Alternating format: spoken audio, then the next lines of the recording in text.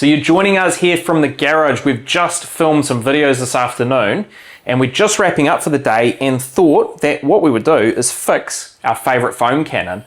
Now what's happened to it? Well, we've actually lost a pin in here, and what that means is that this is slipping off here, exposing the, I guess the inner workings of the Griot's Boss foam cannon. Now, this is our favorite foam cannon and we have plenty of them. We've got 3 brand new ones here. We've probably got about 4 or 5 of them already in rotation. Now this is not a sponsored video, but Griot's Garage did send us out these foam cannons. They sent us out the bottles and also the rebuild kit to make this video for you guys today. These are our foam cannon of choice, so if we had to go out and buy the rebuild kit ourselves, we absolutely would have done it, but we can't actually buy Griot's in New Zealand, so we did have to reach out to the guys in order to get this in our hands to show you how to rebuild. So big thanks to Griot's for sending these our way so we can make this video for you guys. And the reason why we like these foam cannons so much is it's the fact that Griot's actually innovated a little bit when creating the Boss foam cannon. Now, innovation, what could you possibly do with a foam cannon? You have so many on the market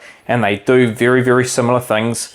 The main objective being to produce foam when you're cleaning your car. But what Griot's did here is they made a couple of moves to make this a bit more premium than what else is being offered on the market. Now, I think first favorite thing about the foam cannon is the wide mouth. So it has a wide opening here, which means that we're less likely to actually spill our chemicals when we're filling this up.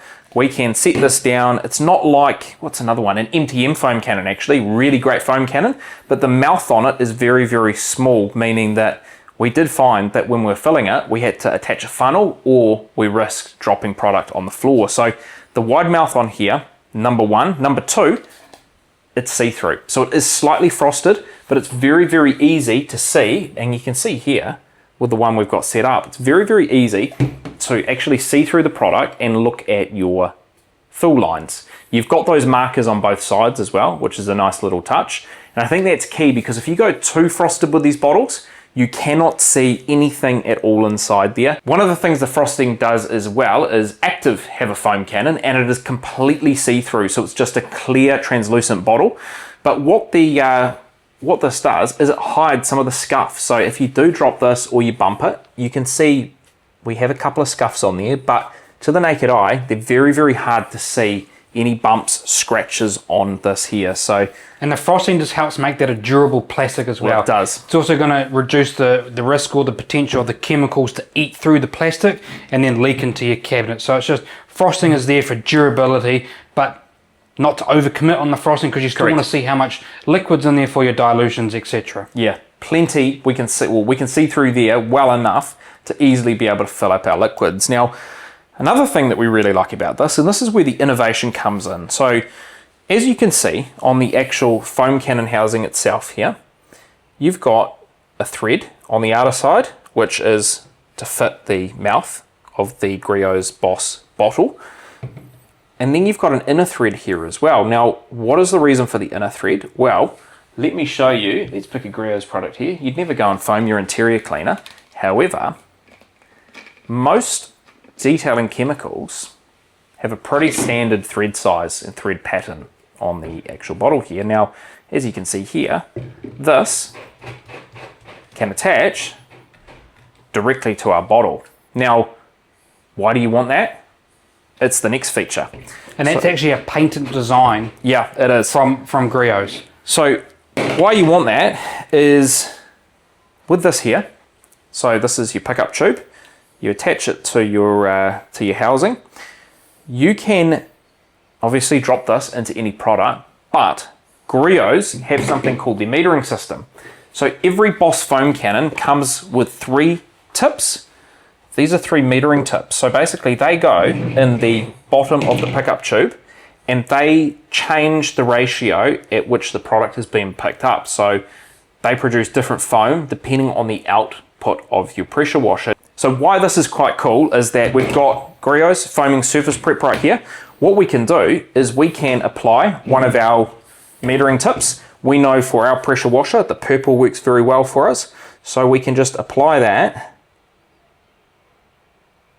just install that in the bottom And what this means is that we can attach this to our foaming surface prep, and then we don't need to actually worry here about making up any type of dilution of the product. We can just go out, attach our gun to this and spray it onto the car without needing to manually mix this up in our bottle. And then if you want to use your own soap, you prefer to use it in a bottle like this, or you just want to mix up your own product, if the thread for some reason didn't fit, then you can mix it up yourself in here. Just remember, take out that metering tip. Unless you can work out your dilution for yourself, we do have one of our foam cannons set up where we just have straight up car shampoo in here, non-diluted, and it means that we can basically grab and go. We don't have to mix up every time we are wanting to wash.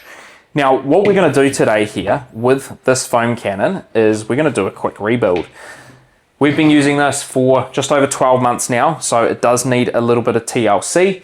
We've obviously had the pin pop off the nozzle housing here as well, and what this means is that we've had to just kind of baby this and be a bit gentle with it. Now, Griot sell a rebuild kit, so we've got the rebuild kit right here, and what you get in here is a couple of foam filters. So if you do find that your foam cannon isn't producing great foam, it's probably time to replace one of the filters there. We've got some adhesive in here, we've got a new O-ring, we've got a pickup tube, and then the key bit that we're needing there is that pin at the bottom, because that way we can rebuild and reattach the housing itself here. So let's crack this open, get all of our bits and pieces out. So we've got the pickup tube, we've got two of the filters, we have two O-rings there, we have the pin. I'm not actually sure what this little red ring is, we'll figure that out.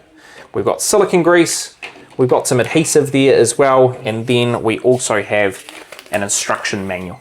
So there are only two things that we're wanting to do with this. Before we do that, we've loosened this. We'll just show you in here. Inside the back housing, we have our little nozzle. So we are using a 1.25 in here. That's our orifice size. Included in the kit is a 1.25 and also a 1.1. Now, Glenn's actually said he's using 1.1 at home. I'm finding that I'm running pretty well on the pressure washers here with a 1.25. So I'm going to continue using that 1.25. We may play around with that later down the track. So depending on what kind of pressure washer you have and the output of the foam and etc, you may want to adjust that if you're not getting quite the right foam, or Correct. You're feeling like your pressure washer is struggling a little bit. Glenn runs a Karcher K4 on a 1.25, seems to be fine. I'm running a Ryobi 2300 PSI pressure washer on a 1.1, seems to be fine. So to play around with those things and to see how you go. The reason why we're showing you that is going to be the #1 most common thing that you will need to change to adapt this with your pressure washer. It comes installed with the 1.25, but the 1.1 is in the bottle in the kit there as well. So that is tightened up on the back here.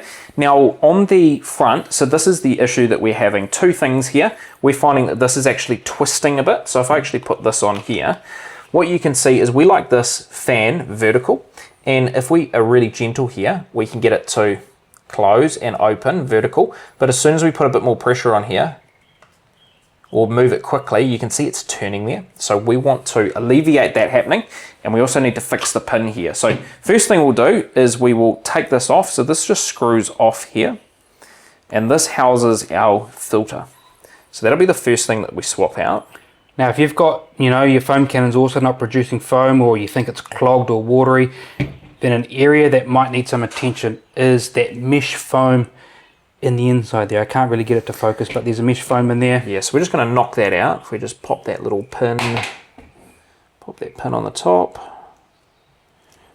and we should be able to just, what I'm going to do, just push that down, and that will knock it out. These little mesh foam things, they get clogged up with soap and debris and everything else, so it's really good to change them out periodically as well. Yeah, so we've just taken that one out there. Look, it's not in too bad a nick compared to the new one here, but these are handy to swap out. You do get two of them in your kit here as well. So let's set that to the side. We're going to install the new one, and we just drop that in, and we just tap on it to seat that in. There is a bunch of O-rings that you can replace along the housing there. So correct, so we've got this one here, we've got the larger one at the back as well. Ours are in good order here. We've actually just checked everything and we're pretty happy with it. And so underneath this mechanism here is another bunch of O-rings and stuff. So depending on where your fault is with your foam cannon is what you're going to need to sort of fix with this rebuild kit. So for us, we're only addressing the small issues that we have, not rebuilding the whole thing. No, it's very, very handy for us to have these around though, because if any of these other bits go amiss, we can go and replace them. I'm wondering if we do replace this O-ring, because we're going to re-glue this. Basically, this piece here is what was moving. So if we had this reattached, it was this that it needs to grip onto nicely in order to keep this vertical. So I wonder if we just, let's replace this O-ring. Let's put a new one on there, because we are going to be re-gluing it. So we'll take that one out. As you can see, we've got some residue left over from the old glue, so we'll set that aside as well. Give that a little wipe. And we will attach our new O-ring there. There's some silicone grease which you probably would recommend slipping that over with. Yeah, I mean that's gone over nice and easy because we do have some soap residue still on there. So we've got a new O-ring installed. So we've got our foam cannon adhesive. We're going to apply this onto the threads here. So then when we attach this, it's going to stop it moving from that vertical position that we want it to be in. All right, so we've got our glue there. We're just going to spread that. We've actually got quite a bit on there. That's fine. We can wipe any residual away. Just run that around. Oh, that's quite a lot. That is quite a lot of glue, but that's all right. Because this is the most frustrating thing for us when this moves from vertical. You never want to foam a car horizontal, always vertical. So we will thread that back on now. Now this doesn't thread to be exactly vertical. So you can't get this to go all the way. You can get it to there. You cannot do another full turn. It locks out right there. So you need to back this off and seat this vertical. And that's where you'll want that to be. None of that glue has actually seeped through, so I'm pretty happy that although we went heavy on there, we've probably got enough in there now to make sure that this is going to stay upright in that vertical position for us. So really, all that we have left to do here now, given that we've installed that new foam filter, we've replaced that O-ring, we've re-glued that, is to attach our nozzle back on the machine here. And that, as you can see, when it goes on, it just clips that fan together. So it clips and reduces it to that spot there. I'm not going to start twisting this because I want that glue to set. Pull it all the way through, and then we've got our new pin. So this was the main thing that fell off our machine. Now this just goes into this part of the housing.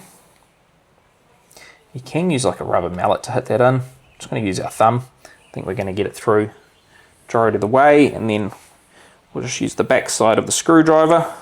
All right, so we're all rebuilt with a foam cannon, so we're ready to foam again with this here. We're going to set that aside and just let that glue set, but really nice that we're able to get that foam cannon back in action, because it's not like we don't have enough of these foam cannons aside here.